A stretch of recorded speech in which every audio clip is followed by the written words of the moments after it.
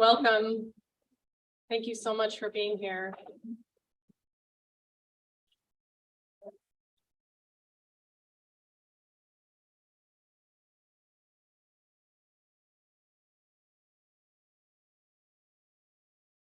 I'd really like to start by just inviting you to take care of yourself. And if you like, you can feel your feet planted on the ground and just ground wherever you are. Maybe bring a hand to your heart, both hands, a hand to your belly, both hands on your belly, whatever feels good. Just be so gentle. I invite you to take a deep breath and let it out with a sigh.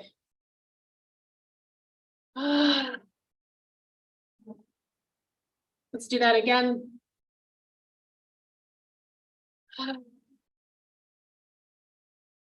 Now the biggest sigh yet, and let something go. And come back to this place anytime you need to. Thank you so much for being here. Thank you for all of your care for these last 11 days. Thank you so much for taking care of Blake and Ellie and Lila and Kaya and Keenan.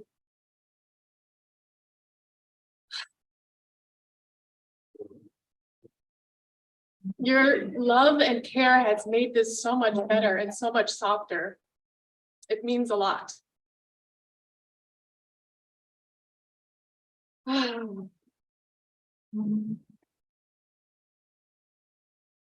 light this candle on behalf of you, Samson.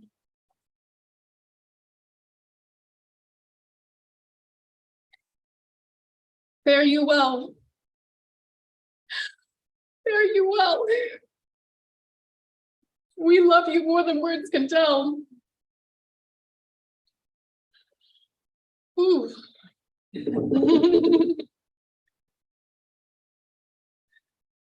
Samson, we invite you to be here with us. Our hearts are broken, but they're broken open. And you can live through us, you can live in our hearts.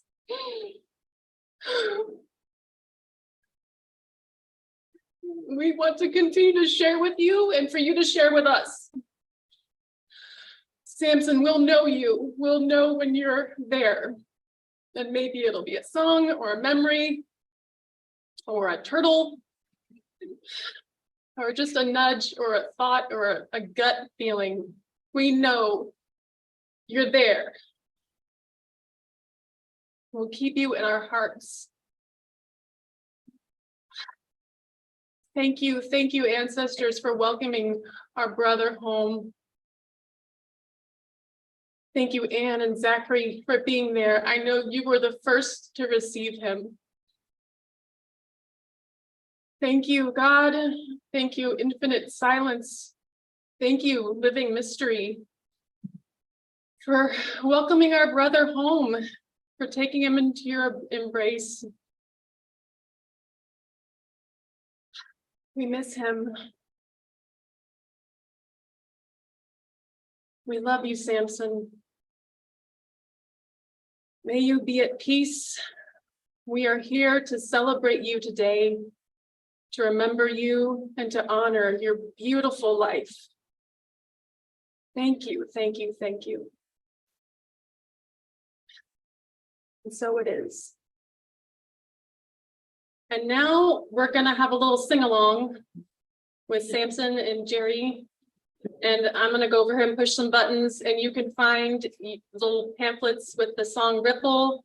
If you're joining us on YouTube, I posted a little link in the chat with the lyrics. If you don't want to sing, you don't have to. You can just hum along or dance or whatever feels good to you.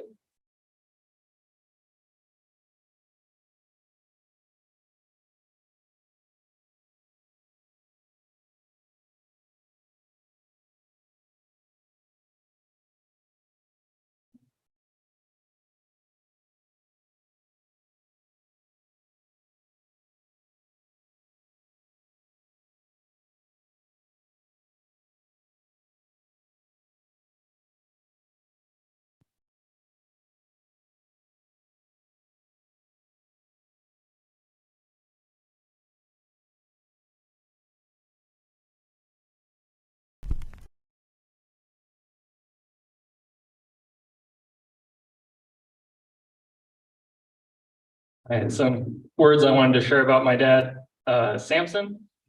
The earliest memories I have of him are all very playful. While he was reserved in public, he loved to play.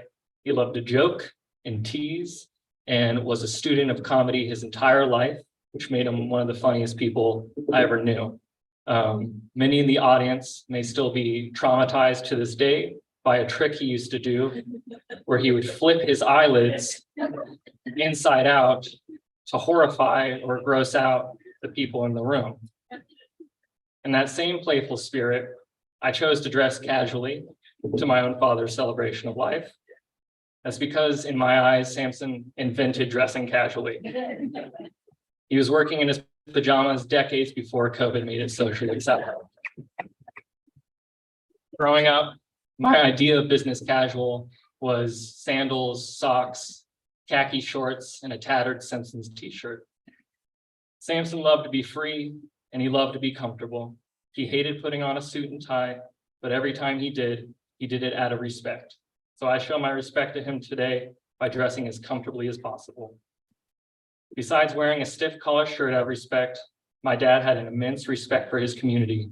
While he took deep pride in being born in Chicago, Bloomington had always been his home. He respected his past, bonding over his family genealogy with his grandfather Doran, and knowing all the history of all the buildings downtown and what famous bands came touring in the 70s when he was still in diapers. He respected his present community by making so many lifelong friends, many who have known him since high school or earlier. As time passed and he grew in his own direction, Samson always held space for his day one homies. Even if he felt challenged by their choices and didn't agree with them, Samson felt like his friendships reflected a deeper identity as a tribe that was more important to him than as an individual. Family was another powerful part of that identity for him, always grounded in his connections to his daughter Kaya, his siblings, and his parents. But to Samson, family went so much deeper than blood. He adopted me and cared for his stepdaughters, Marla and Ellie, as if they were his own. He worked hard when he would have rather been playing because he respected his role as a husband and as a father. Excuse me.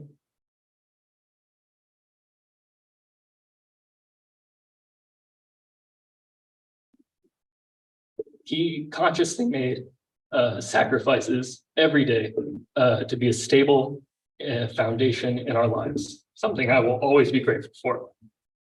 To quote from The Godfather, one of Samson's favorite films, the strength of family, like the strength of an army, lies in his loyalty to each other. Samson inspired loyalty in others by accepting them for who they are rather than who they should be. Knowing him my entire life, he had very little expectations, and while he was incredibly critical towards new movies and television shows, I never saw him direct that judgment towards his fellow man. He embraced the unique passions of those around him and loved sharing his own with others. Whether it was the simple pleasures of peanut butter and ice cream or the nuances of cinematography, Samson dived into his passion with confident intensity and childlike sense of wonder. He didn't need to prove himself to be cool, which always made him the coolest guy I know. Samson was a textbook definition of a gentle giant, a big guy with a tiny dog and a heart of gold. It's inspiring to be in a room so full of people who are touched by his life, and though he can no longer share his presence with us, I will always feel his energy lingering on, reminding us that if you get confused, listen to the music play. Thank you.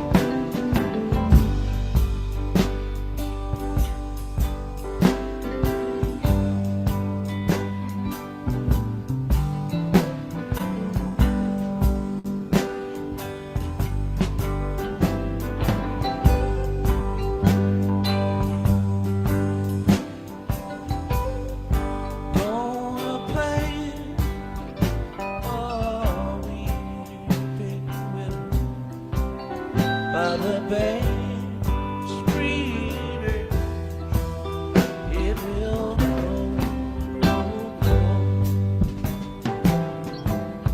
It's a far gone lullaby so many years ago.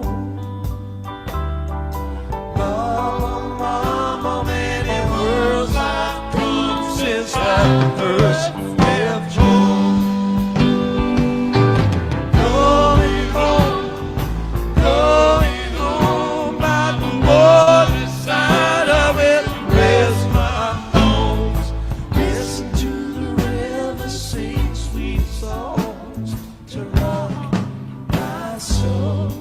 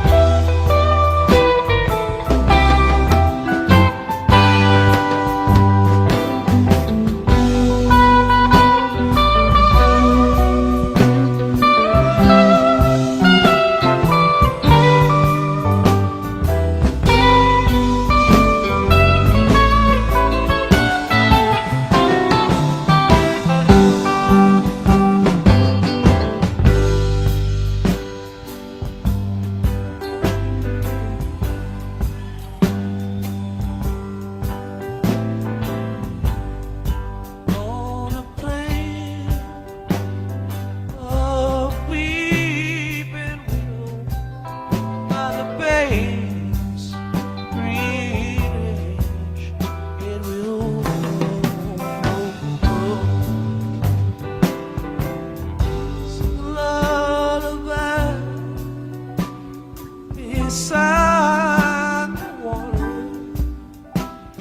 Lovers come and go, the river roll, roll, roll. Fare you well, fare you well. I love you more than words can tell. Listen to the river sing sweet songs to rock my soul.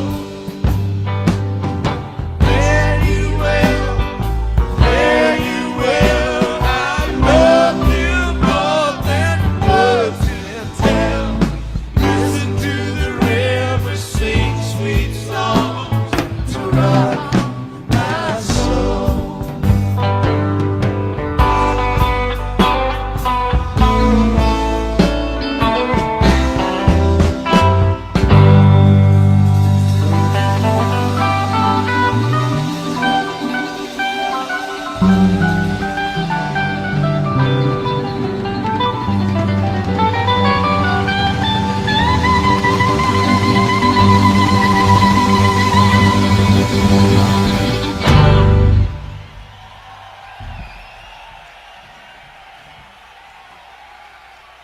Thank you all. Good night.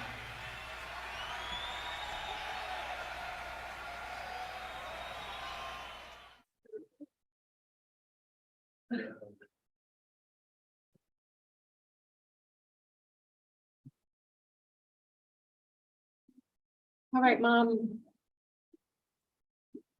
Samson's mom, Jody, is gonna say a few words. My mom too. A very few words. I just want to say that I taught him that eyelid trick. I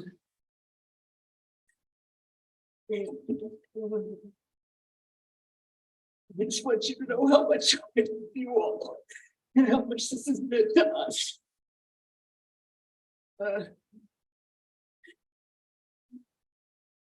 Thank you. That's really all I have to say, but you've made all the difference in the world for us.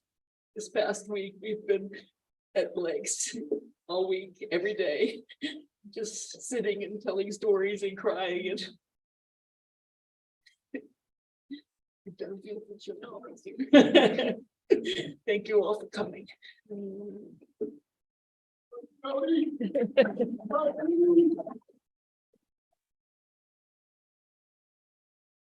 Samson, it was a shock for all of us. It was so sudden. And something else that's helped me is just remembering how much he gave us. I mean, look at this. Like, he gave us so much, and he gave me Blake, which is like I couldn't ask for anything more. Yeah, he gave us so much. Great. Okay, who's next? Let's see. Art. Samson's friend Art Stasny is going to say a few words, and also C.I. Harris.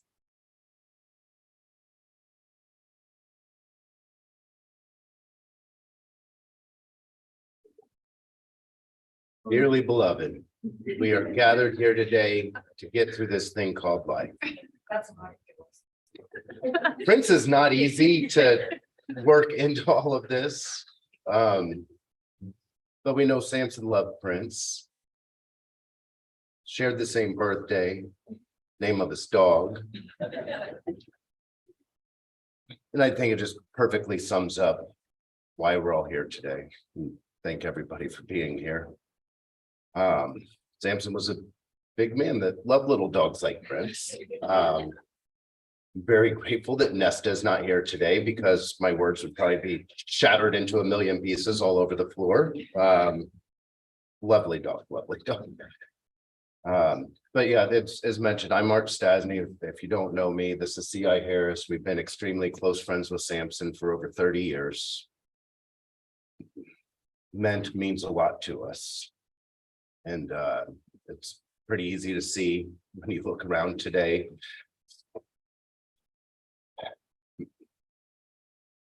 A lot of beautiful people, how many lives he's touched. It's because of all the love that Samson gave. That's why all these people are here today. My friendship started with Samson in high school. The big old station wagon days, and some of you will remember that. Our friendship encompassed trading baseball cards and basketball cards, playing chess at his father Michael's house. He looked up to you so much. He really did.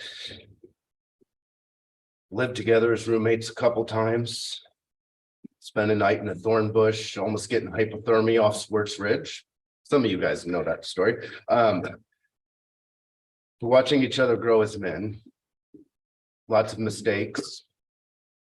Lots of accomplishments and lots of memories along the way. And a little or a lot of hair loss for the two of us. Distance began to separate us physically when I moved out of Bloomington in my late 20s, but that distance never came between our friendship. We shared an incredibly close bond of music throughout the years. We loved so much of the same music, and as we see today, most notably the Grateful Dead. He loved Dave Matthews too, but I never held that against him. If I ever heard a great song, a new artist, a great movie, or an awesome show, I was always sharing it with Samson. When we first became friends, we had a group of friends over here, over there. But as time went on, all these beautiful people rolled into one. His friends became my friends, and my friends became his friends. Samson had a true gift of uniting everybody, and it was no more evident than when I would come back from Denver and him and Blake would host a get-together for everybody. Nobody could get people together the way he could, especially as we got older and people didn't really want to leave the house anymore. He created that unbroken chain that held everybody together, and it was because of his warmth, compassion, forgiveness. He was just an all-around great guy to be around.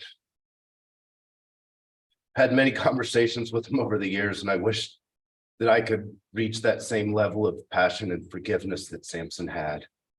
He had a true gift. Samson never gave up on anyone, and he was the pillar that so many looked to in their time of trying. When thinking of Samson and the incredible Dave Matthews Band,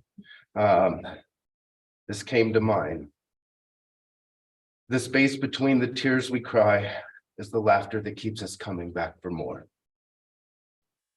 Unfortunately, over the years, on the ends of the laughter, there's been too many tears.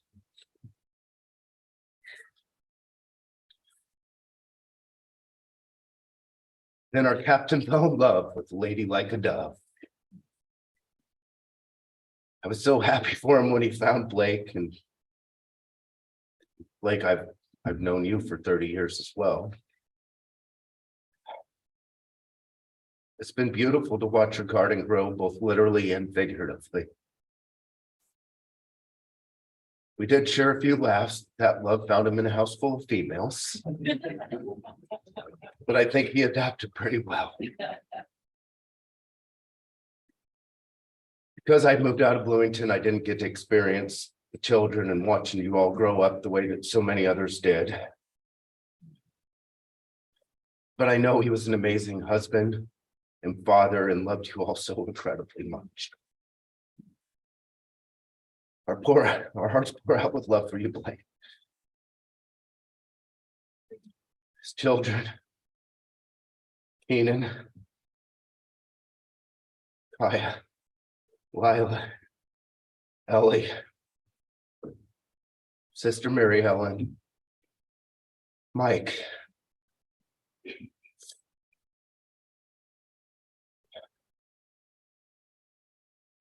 Jody and Deborah, Michael and Mary, and Doran and Maryellen, and today we also remember Ann and Zach. To his children, Samson was our brother. Just know we are your aunts and uncles. And Blake, we are your brothers and sisters. Love's real, not fade away. We're here for you, so if you want a hug, shoulder to cry on, memories we can share, or a song you love, we're always here. Today, I know our hearts are heavy, filled with pain and sadness. But please remember, today is a day to celebrate Charles Samson May. And I promise you, he wouldn't want it other way, any other way. He never wanted a funeral. He wanted a celebration. When looking at his life and his beautiful soul full of so much love and joy, my wish is to honor his wish. So today, let's celebrate his life. This doesn't diminish the pain and the void that we all feel.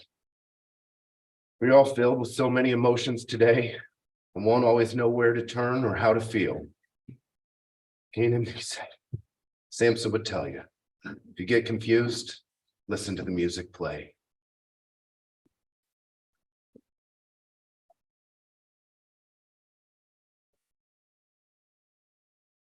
When we see an aquarium or a diving sticker, Samson, we will think of you. When we watch a movie that blows us away, Samson, we will think of you. When we hug our friends and our loved ones, Samson, we will think of you.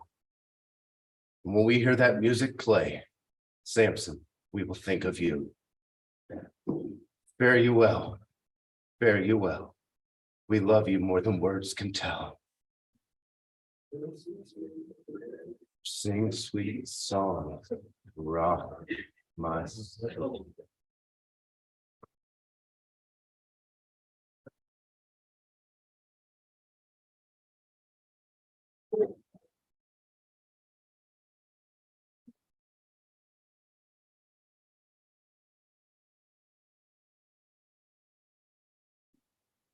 I'd like to welcome Michael, Samson's father, up. This is gonna take a minute because he's a little high maintenance.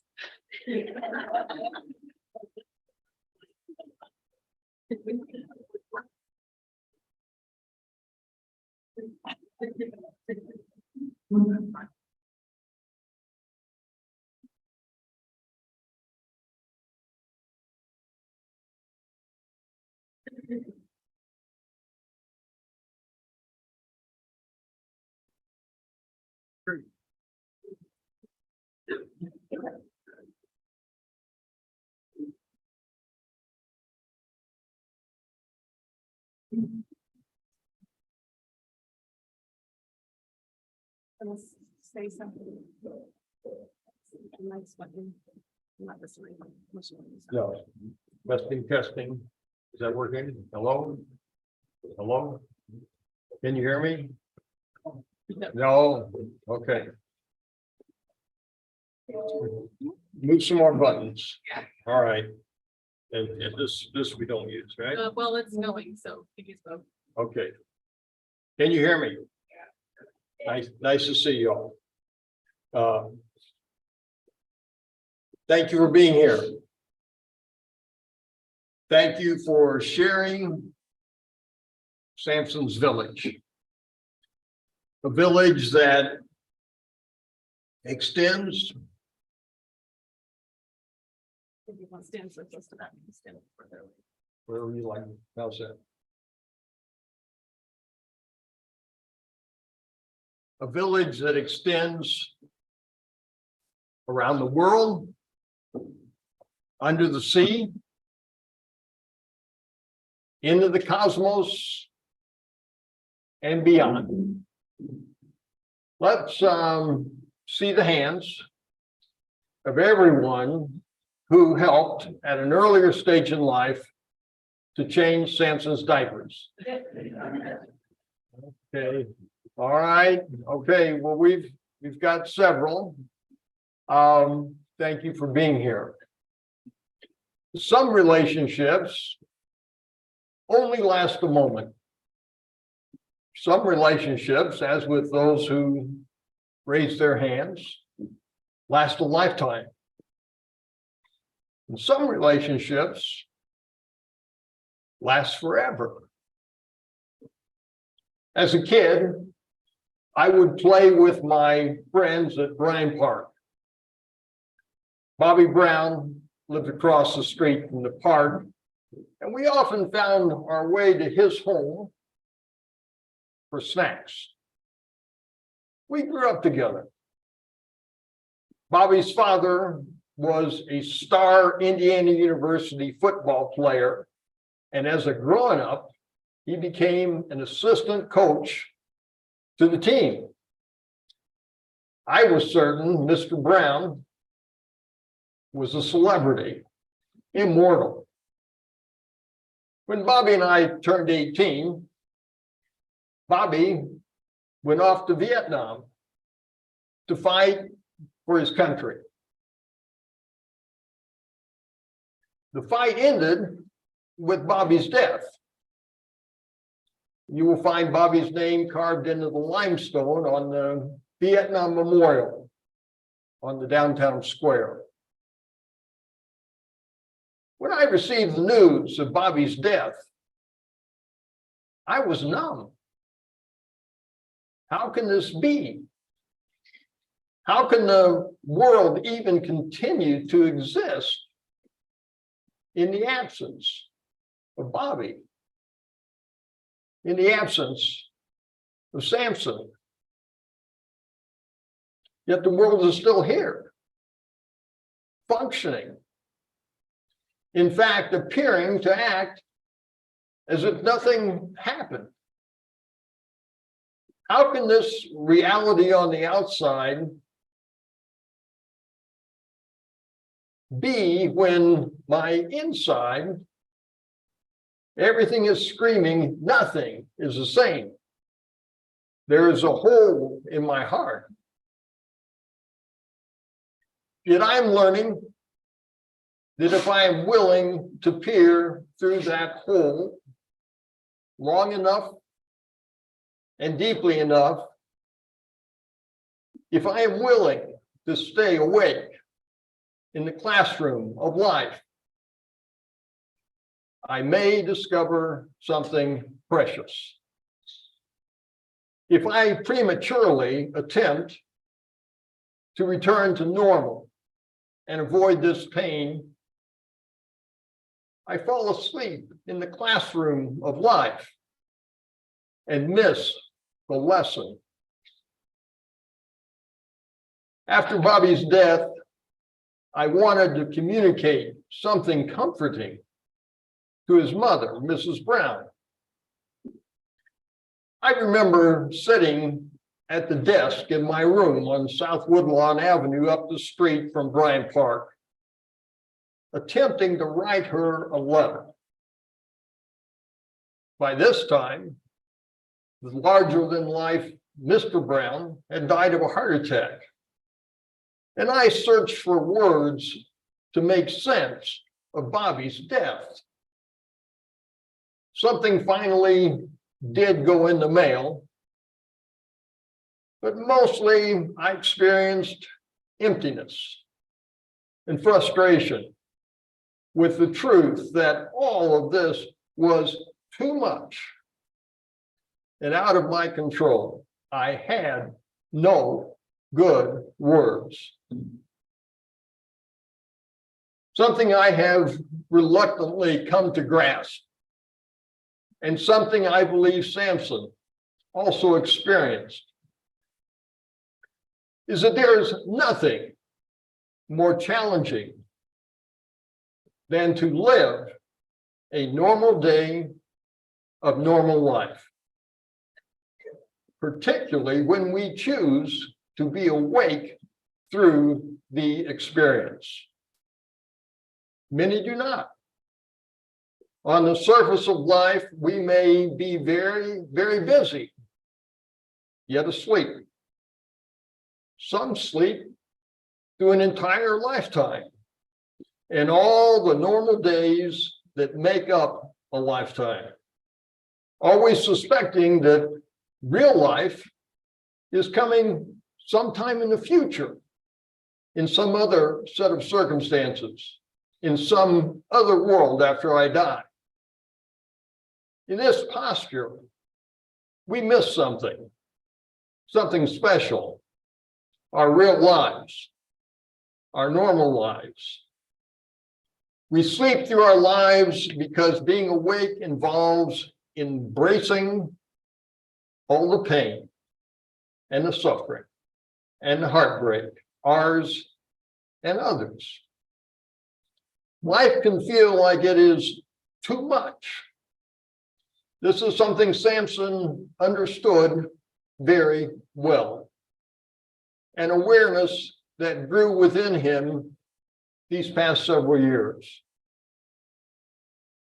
We all need some help to manage the challenge of daily normal life. There is some help that is not so good for us. Where we go to receive help makes all the difference. At an earlier stage in life, I swam many mornings at the YMCA prior to going to work. I often encountered Don Stones, who shared the locker room bench where we would both begin and end our workouts. Don was a police officer with the Bloomington Police Force. Since those days of sharing the locker room bench, I have learned that neither of our persistent daily workouts could save us from the ultimate reality of death. Don died in 2018. But Don once shared some deep wisdom with me from his grandmother, Grandma Stone. As he was growing up, Grandma Stone would instruct Don with this counsel: short time here, long time gone. Short time here, long time gone. Now, I'm not certain anyone has ever said anything more profound and true than Grandma Stone. When I think about where I was 100 years ago, I sort of get it. When I think about where I will be 100 years from now, I sort of get it. Short time here, long time gone. This wisdom from Grandma Stone can serve to unlock the mystery of forever. Forever doesn't happen somewhere else. Forever doesn't happen in another time in the future. Forever doesn't happen in a universe next door. Forever happens now. In this moment, in this place, in this time, only now. Forever happens now or it doesn't happen. Forever is actually not a long time. No. Forever is no time. Think about that.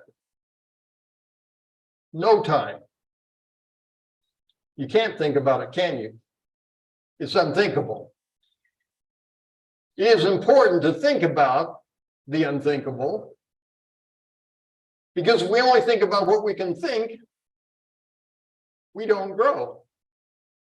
We grow by thinking about that which we cannot think. It's unthinkable because in thinking about the unthinkable, we are delivered to a very deep place, a place we cannot get to through human thought or feeling, however intense those feelings may be.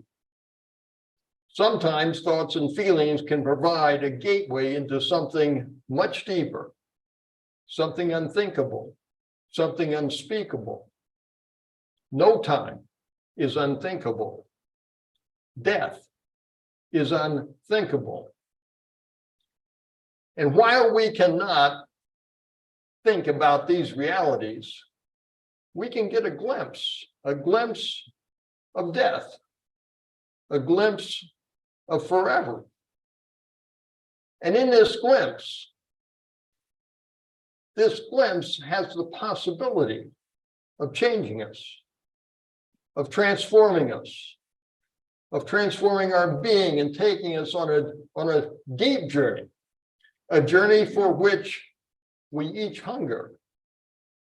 And Samson can be our guide.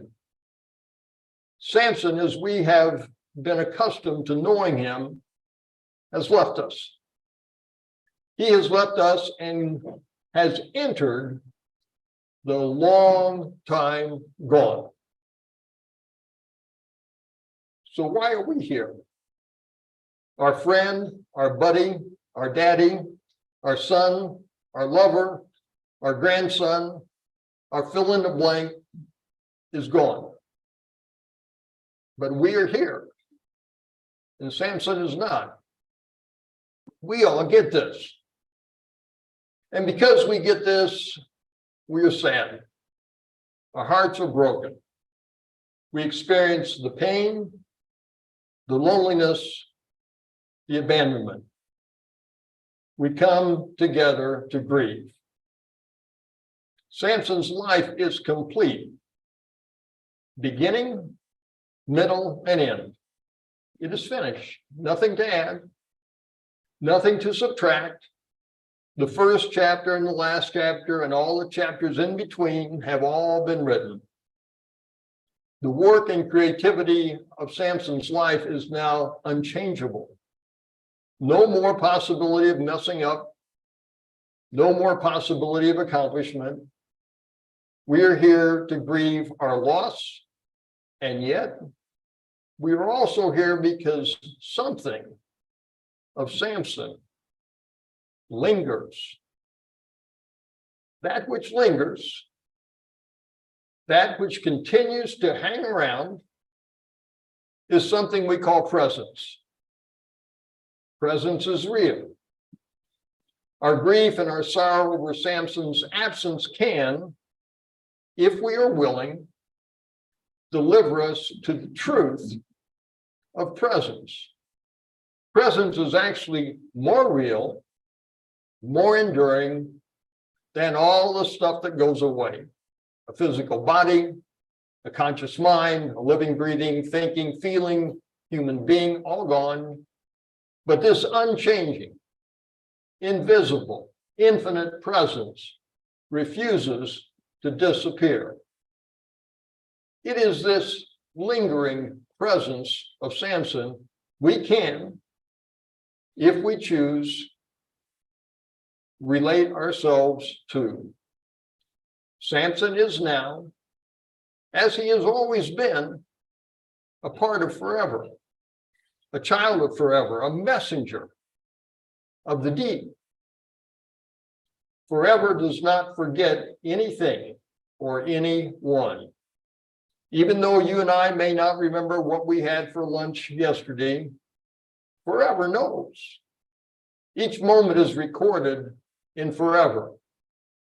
This moment we are sharing is, as fast as it is revealed, recorded in forever. It just is. Our forever doesn't happen after we die. It is manifest right now. I have now lived long enough that many, maybe most of my closest friends and teachers, the ones whose voices arise any time of the day or night from my deepest interior, they are dead, invisible, no longer manifest in a physical body.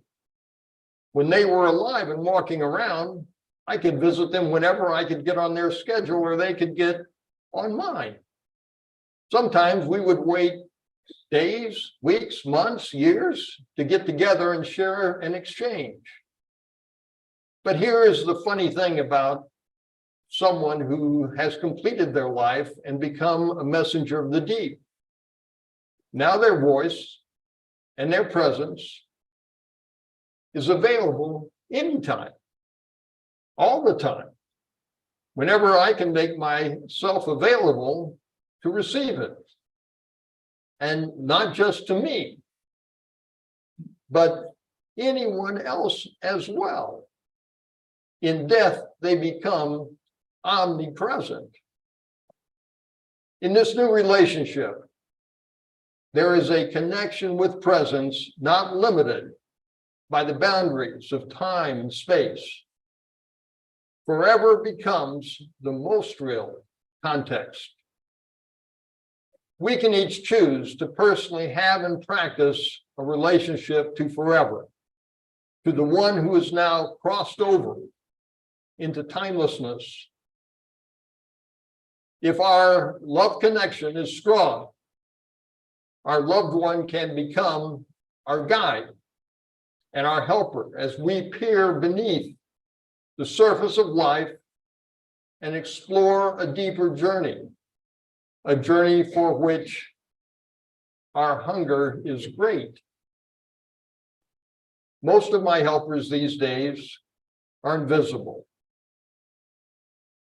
This may feel like a lot to take in, but Samson has become a messenger of the deep, capable of communications that are clear, not muddled by human personality, ego, personal feelings, or vanity.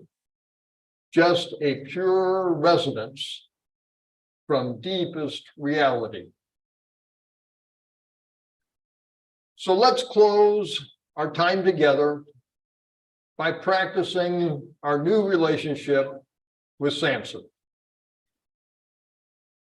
Life can feel like it is too much. The challenge of living a normal day as an awake being can be overwhelming.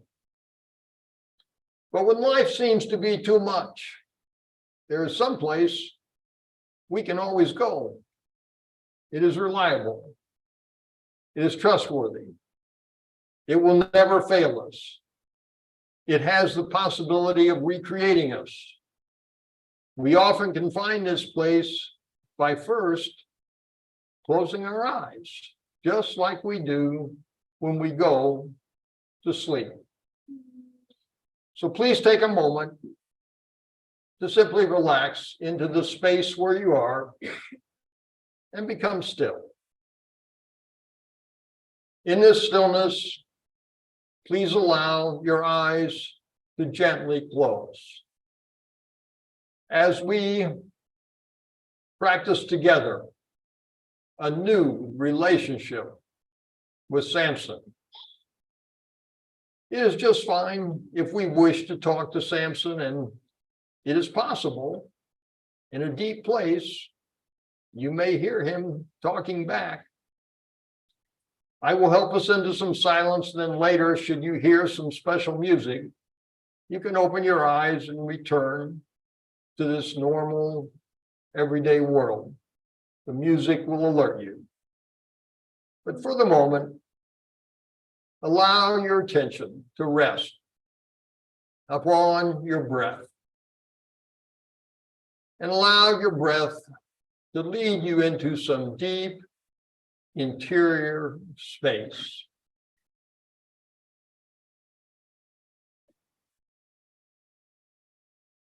Hey, Samson. Hey, buddy. A lot of us, your friends and family, are here right now. Most of us bear some hurting hearts. Hearts hurting because your presence still lingers.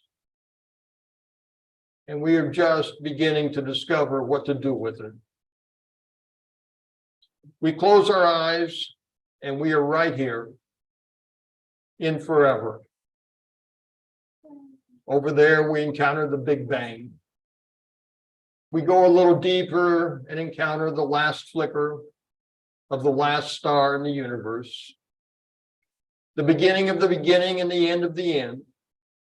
No more time. In this awareness, we grasp that we remain on a journey with you. A journey into the deep place that is now your forever home. Thanks for spending some time with us here prior to becoming a messenger of the deep. We are learning to practice connecting with you in this invisible, interior, and infinite place. We are ready to grow. Thanks for taking us on a journey. We will continue to connect. Thank you. Thank you. Thank you. And so it is.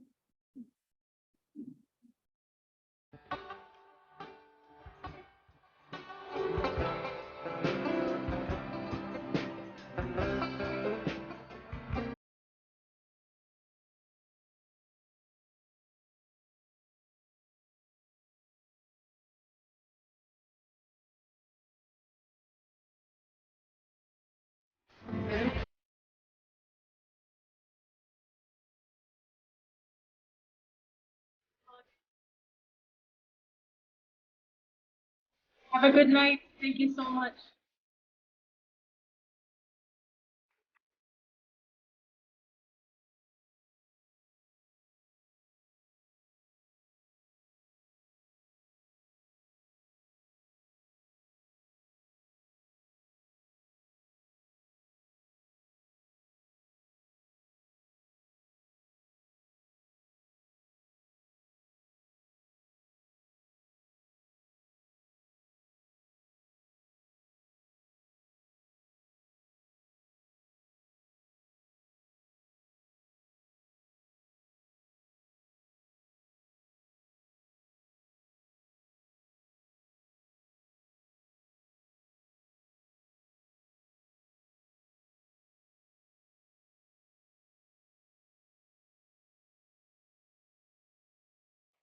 Right.